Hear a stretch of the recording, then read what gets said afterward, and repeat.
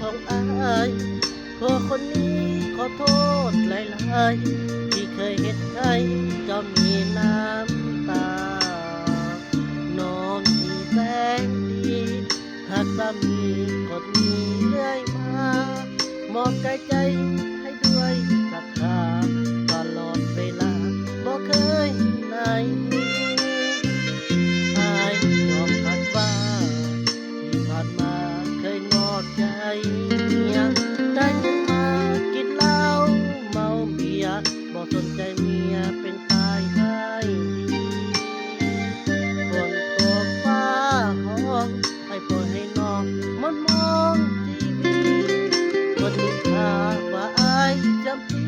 แต่น้องคนดีก็ยังหักอายหูตัวเกือบตายเกือบเจ็บใจตลอดชีวิตวันนี้อายยอมรับผิด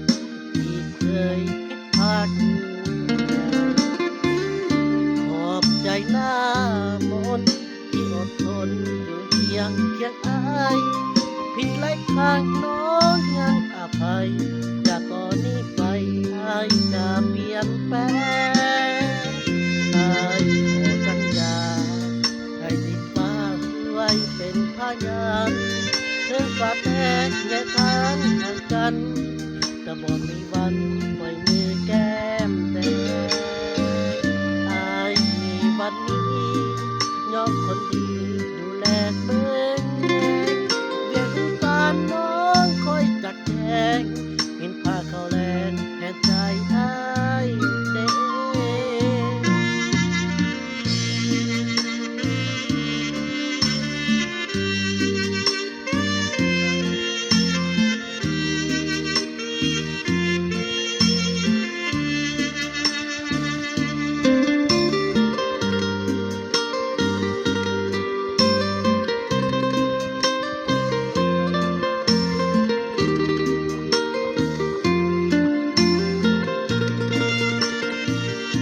หูตัวเกือบตาย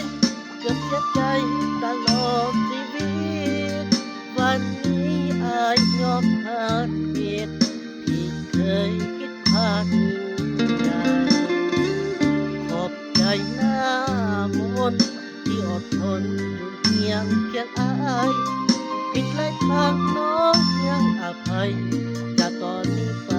อายจะเปลี่ยนแปลง อายขอสัญญาให้ดินฟ้าช่วยเป็นพยานถึงฟ้าแตกแยกทางห่างกันจะบอกมีวันไว้มือแก้